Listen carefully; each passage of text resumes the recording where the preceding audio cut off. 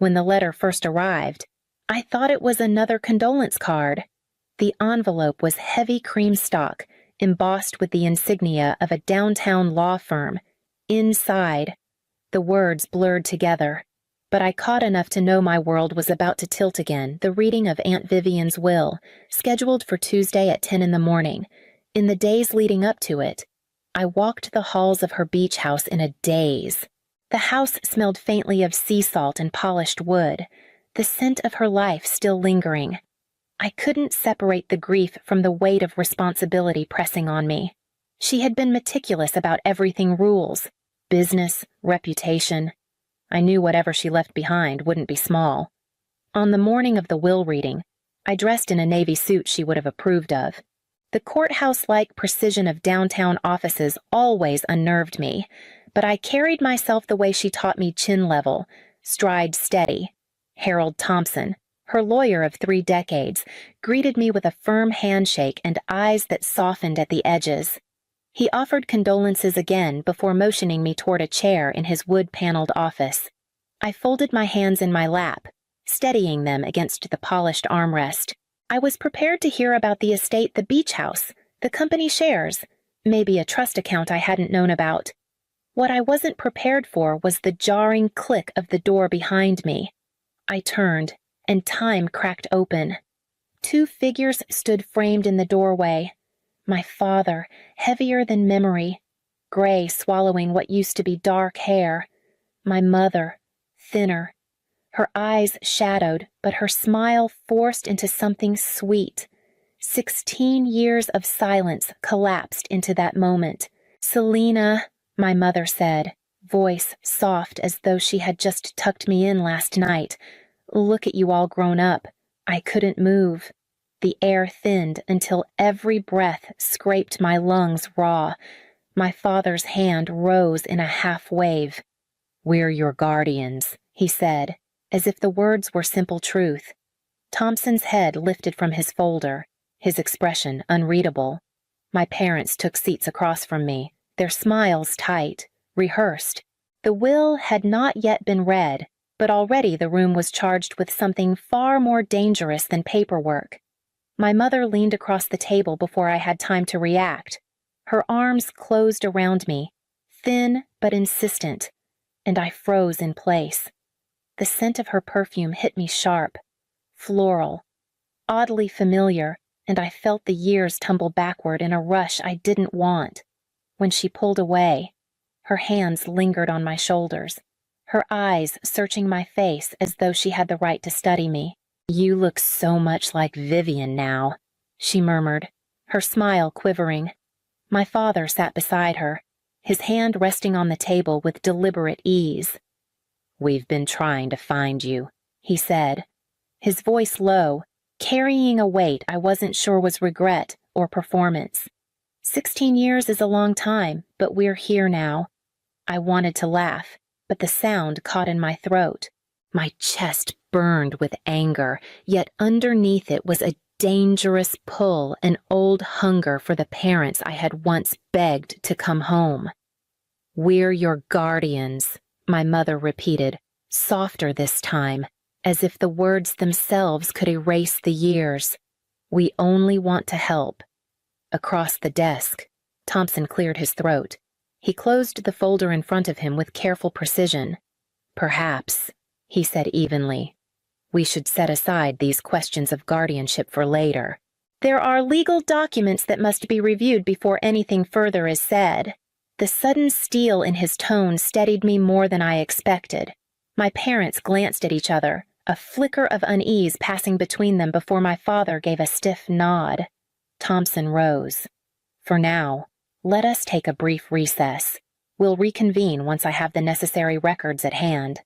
The meeting dissolved into murmurs and movement, but I stayed seated, my hands gripping the chair arms. My parents' return was no longer a fantasy. It was a reality thick with questions I wasn't sure I wanted answered. And yet, against all reason, a part of me still longed to know why they left. I was 12 the morning my world collapsed. The October air had slipped cold through the thin apartment walls, and I woke shivering.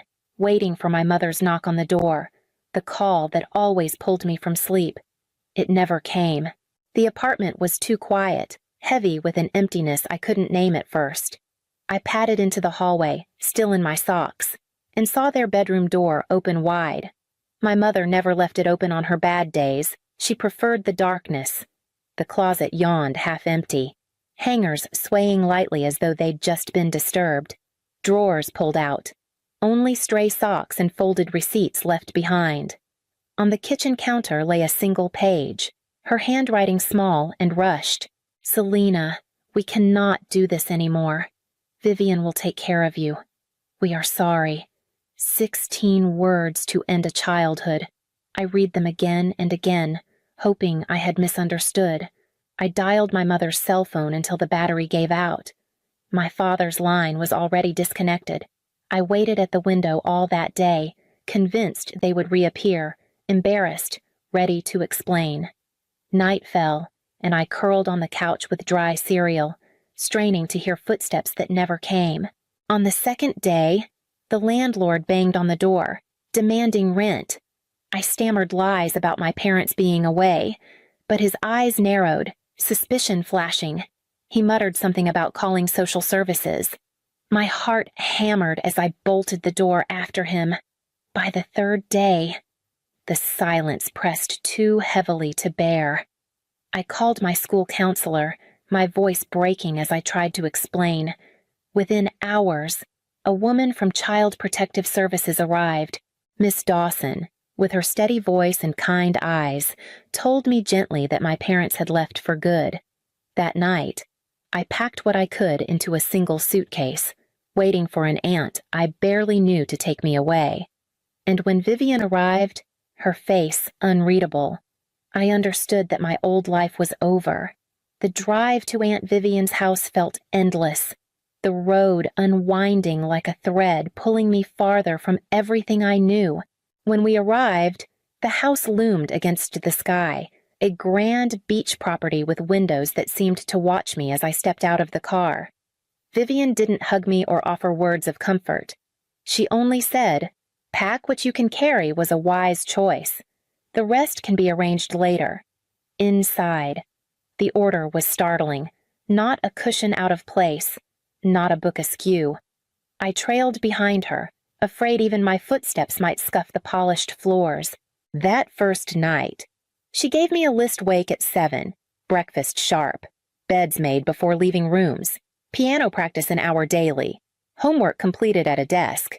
Her voice was clipped but calm, and there was no mistaking the expectation that these rules were not suggestions.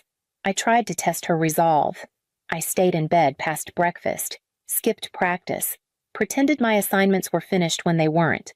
A part of me wanted her to snap, to threaten to send me away, to prove that adults always left eventually. Instead, she responded with consequences so precise they almost stung more than anger. Late for breakfast, the kitchen was closed, and I would wait until lunch. Homework left undone. Plans canceled until every page was complete. Yet she never raised her voice, never once hinted that I was a burden she didn't want. If anything, her consistency unsettled me more than punishment. When I pushed, she didn't push back, she simply held the line, steady as a wall. There were moments, rare and fleeting, when her stern mask shifted. The night I cried over an old photo of my parents, she sat beside me without a word, handing me a handkerchief until the tears dried. She didn't call it love, and I didn't dare, but something in her presence began to feel immovable, even safe. And so, under her rules and watchful eye, I started to become someone different, though I didn't yet know who. At first, Westfield Academy felt like a punishment disguised as opportunity. The halls were filled with polished shoes and voices trained in confidence. While I stumbled through classes that assumed I had years of preparation, my classmates carried new textbooks, while mine were secondhand. They spoke of ski trips and European summers, while my memories held broken-down cars and my father disappearing for weekend games. I spent nights at my desk, drowning in geometry problems and Latin translations, determined not to let the cracks show. Still, failure stalked me.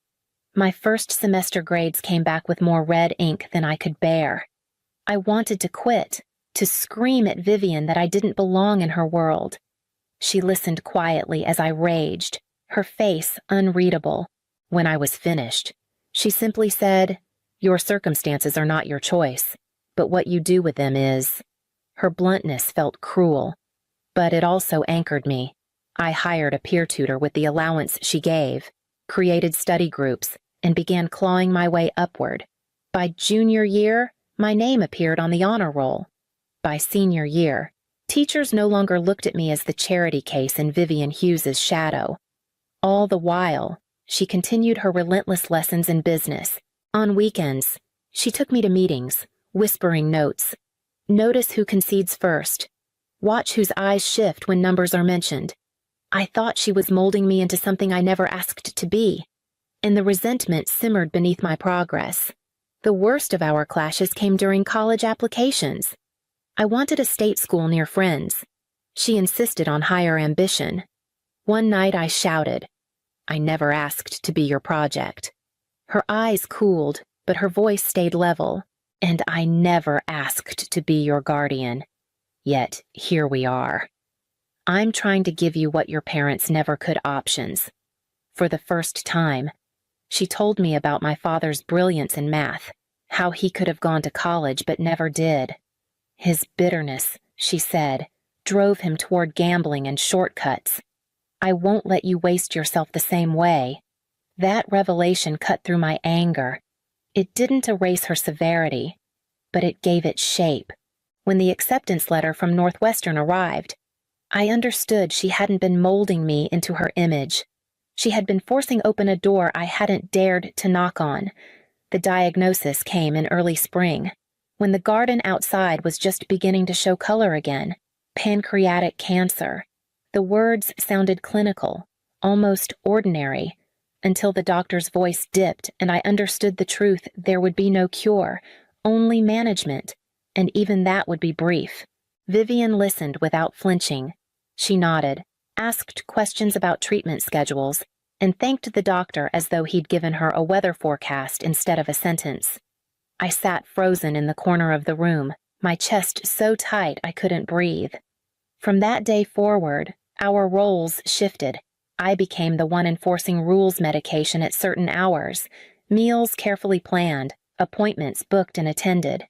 She submitted without protest, which unsettled me more than her illness. For years, she had demanded precision from me, and now she seemed almost relieved that I was the one demanding it of her. The house grew quieter as her strength waned.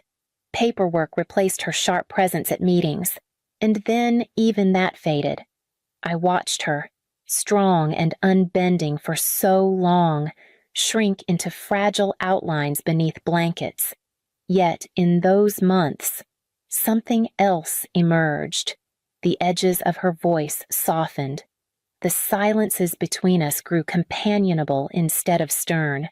One evening, as I helped her into bed, her hand clutched mine with unexpected force. Her eyes, dimmed but steady, met mine. "You were the daughter I never allowed myself to have." She whispered, "Taking you in was the best decision of my life." I swallowed hard, fighting the tears that blurred her face. I had waited years to hear words like those, and now they came when time was nearly gone. She passed away in her sleep 8 months later. The house, once filled with her footsteps and her rules, echoed with emptiness. I walked through each room, touching the furniture she had chosen, the piano she had insisted I practice, the desk where she had pressed me to work harder. Grief and responsibility arrived together, one heavy with loss, the other demanding I carry what she left behind. I buried her with the certainty that my life would never again be untouched by her shadow. And then came the letter summoning me to hear her will. The room held its breath as Harold Thompson adjusted his glasses and began to read. His voice was measured, steady, every word landing like a stone in water. To my niece, Selena Whitford, I leave the entirety of my estate, including but not limited to the property at Seaview Beach, all shares in Hughes Home Collections, and liquid assets totaling $2.5 million. I sat frozen, the numbers slipping past me, unreal and heavy at once. My hands trembled against the armrests, not from greed or triumph, but from the crushing reminder that she was truly gone. And this was what remained of her life. Across the table, my parents leaned forward, their smiles faltering. My father cleared his throat. "Excuse me, Mr. Thompson, surely there must be provisions for us, as her legal guardians. We have responsibilities in guiding our daughter through such weighty matters." The word daughter stung. My mother nodded quickly, placing her hand over mine as though the last 16 years had never happened. "She's young. It would be overwhelming for anyone. That's why we're here." I pulled my hand back, my pulse sharp in my ears. Part of me wanted to stand and shout, to remind them they had forfeited any right to claim me. But another part, the 12-year-old who once waited by the window, hesitated, searching their faces for something real beneath the practiced smiles. Thompson closed the folder with deliberate care. "We will pause this discussion. Questions of guardianship and management require review of the full documentation, which I will prepare by tomorrow. Until then, no decisions will be made." My parents exchanged a glance. A flicker of irritation quickly smoothed into polite nods. I stayed silent, anger knotting with doubt inside me. They had returned at the exact moment fortune had, and yet a dangerous part of me wondered if this was my chance to hear the answers I had craved for years. That night, I agreed to meet them for dinner. The restaurant was one Vivian had favored, all polished wood and quiet elegance. I chose it deliberately, hoping the formality might keep emotions in check. My parents were already seated when I arrived, my father standing quickly to pull out my chair, my mother smiling as if this were a reunion years in the making. For the first 20 minutes, conversation wavered between small talk and awkward silences. They asked about my education, my work, my life with Vivian. I answered sparingly, watching them both, trying to reconcile the faces across the table with the ones etched in childhood memory. Finally, my mother's eyes filled with tears.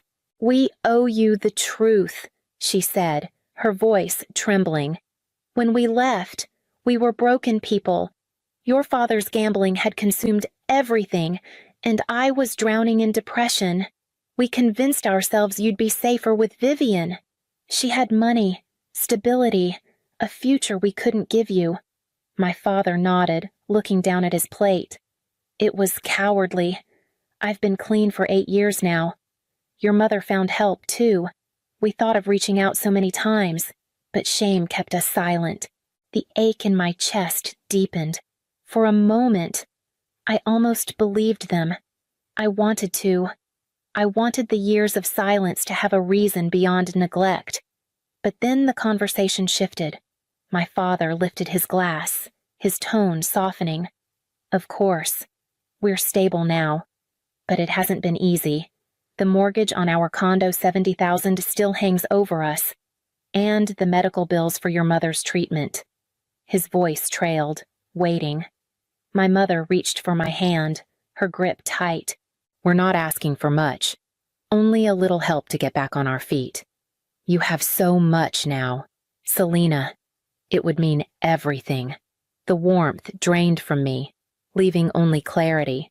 Their regrets bled too easily into requests, their apologies tangled with numbers. I pulled my hand back, keeping my voice calm. "I need time to think." I left them at the table, the taste of bitterness sharper than the food I'd barely touched, and walked into the night knowing Vivian's letter waited for me in Thompson's office. The next afternoon, Thompson's office felt heavier than before. My parents were already there, their lawyer seated beside them, but Thompson ignored the posturing and turned directly to me. From a locked drawer, He withdrew a thick file and a sealed envelope with my name written in Vivian's precise handwriting. "This," he said, sliding it forward, "was left for you to read in circumstances exactly like these." My fingers shook as I broke the seal. Vivian's voice seemed to rise from the page, crisp and steady even in ink. She wrote of the first months after she took me in, how my father had demanded $50,000 not to challenge the guardianship. How years later my mother claimed she needed money for cancer treatments that never existed. Each attempt had been documented, investigated, disproven. Tears blurred my vision, but I forced myself to keep reading. The letter revealed the truth I had never known at 16. Vivian had legally adopted me. She had chosen not to change my name, hoping I might someday reconcile with my parents.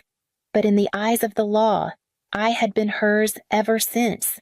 "Family," she wrote, "is built through consistent care, not DNA. Blood may connect, but it does not entitle." I folded the letter slowly, the weight of it settling deep inside me, the flicker of hope I had carried since childhood that my parents might return for love, not for gain snuffed out cleanly.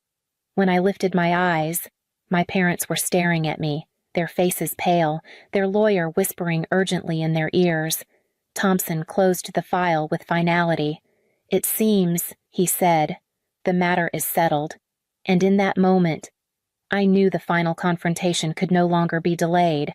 They came to the beach house at dusk, their rental car crunching over the gravel drive as if they owned the right to arrive unannounced. I opened the door only far enough to block their way, but my mother slipped past me, her eyes roaming greedily over the high ceilings and ocean view. My father followed, his voice already rising. "You can't shut us out, Selena." "We are still your parents," he said, his words sharp with anger rather than love. I stood my ground. "You abandoned me." Vivian raised me. "She is my mother." For a moment, silence pressed between us, broken only by the crash of waves outside. Then the threats began, rumors they could spread, stories they could tell, their voices climbing with desperation. I didn't flinch. Thompson had prepared everything, from restraining orders to security cameras. Within minutes, 2 officers appeared at the door, their presence turning my parents' fury into a retreat masked as indignation. As the patrol car carried them away, I felt something inside me settle. The girl who once waited by a window for their return was gone. What remained was the woman Vivian had shaped steady, unshaken, unwilling to be claimed by those who had surrendered me. Months later, the papers were signed establishing the Hughes Foundation for Children Left Behind. With every scholarship granted, every home built, I felt Vivian's presence beside me. She had given me more than wealth. She had given me a map to become whole,